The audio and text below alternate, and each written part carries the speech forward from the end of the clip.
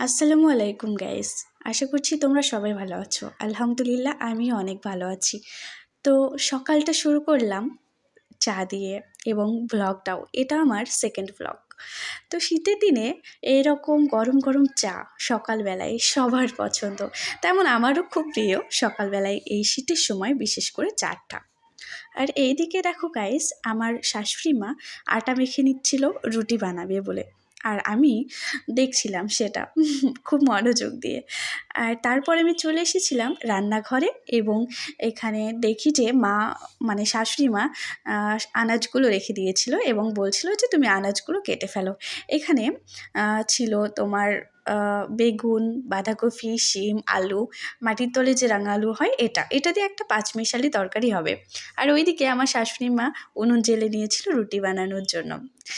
সাধারণত রান্নাবান্না আমাদের উনুনেই হয়, গ্যাসে খুব কম হয়। তারপর আমি এই সবজিগুলো কেটে ভালো করে ধুয়ে একটা ঝুড়ির মধ্যে রেখে দিয়েছিলাম।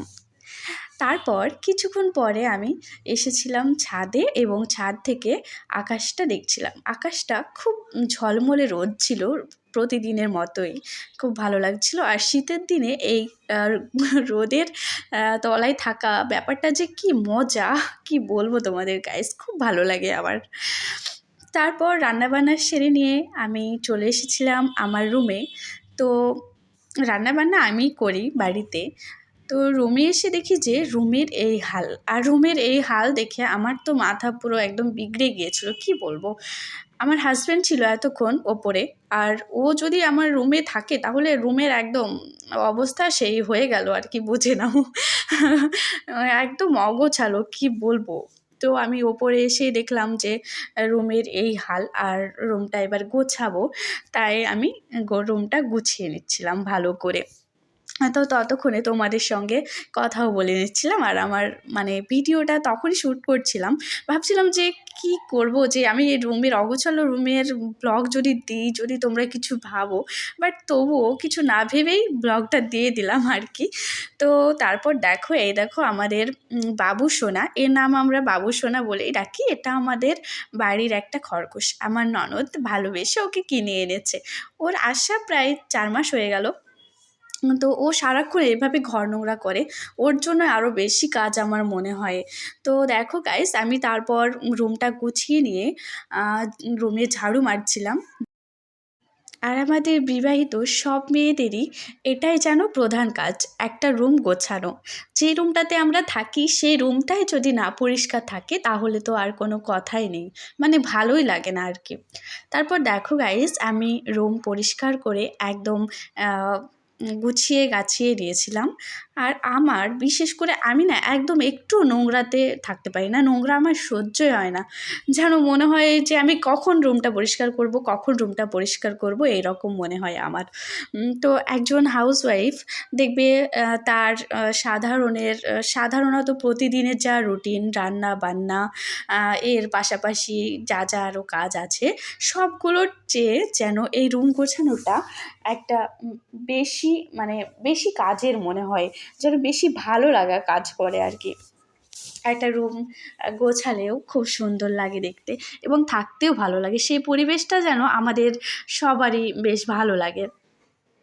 তো একজন মেয়ে যখন শ্বশুরবাড়িতে আসে তখন কিন্তু সব কিছু শিখে যায়। সব কিছু মানে বাপের বাড়িতে যদি তারা একটা রান্নাবান্নাও না করে, একটা যদি থালা না ধুয়েও খায়, তো সেটা চলে যায় গাইস। কিন্তু শ্বশুরবাড়িতে এসে যদি তারা একটা কাজ না করে যদি একটা বেলার জন্য বসে থাকে না, তাহলে কিন্তু সেটা একদমই আলাদা মনে হয়, সহ্য হয় না আর কি সবার। তো গাইস, তারপর আমি চলে এসেছিলাম আমার সাধের ফুল গাছের কাছে। জানো তো, তোমাদের দাদাভাইয়ের কাছে আমি বলেছিলাম তোমাদের দাদাভাইকে যে আমাকে কিছু টব এনে দিও ফুলের। তো সে তো, তার তো টাইমই নেই আর কি, রোজ বলে যে এই এনে দেবো করে আমাকে এনে দেয় না। তো গাছগুলো এভাবে আমি বড় করছি, জানি না কবে টব এনে দেবে। তো তারপর গাইস, আমি গাছে জল দিয়ে নিচ্ছিলাম প্রতিদিনই। আমি বিশেষ করে প্রতিদিন বিকেল বেলার দিকে আমি গাছে জল দিই। কিন্তু আজকে মনে হলো যে গাছগুলো যেন মানে শুষ্ক হয়ে গেছে আর কি, রোদটা জাস্ট এইদিকে একটু বেশি লাগে তো তাই। তো তখনই আমি ফুল গাছগুলোতে জল দিয়ে নিচ্ছিলাম। আর জল দিলে বেশ তাজা তাজা হয়। আর ফুলগুলো দেখো কত ফুল ফুটেছে। যখন আনলাম না কিনে চারাগুলো তখন একদমই ছোট ছোট ছিল, শুধুমাত্র ওই গোলাপ গাছটাই ছিল, গোলাপ একটা ফুল ছিল, ওই একটা ফুলই আছে, এখনো পর্যন্ত কোনো কুঁড়িই আসেনি। আশা করছি আসবে ইনশাল্লাহ। তো কি বলবো, তারপর দেখো আমি চলে এসেছিলাম বাথরুমে, এবং বাথরুমে এসে আমি এতগুলো জামা কাপড় রেখেছিলাম, কারণ রোজ দিন আমাকে কাচতেই হয়, প্রতিদিনই প্রায় প্রতিদিনই আমি জামা কাপড় কাচি। জামা কাপড় কাচা, তারপরে বাথরুম ক্লিন করা, তারপরে গোসল করা, এটাই আমার কাজ।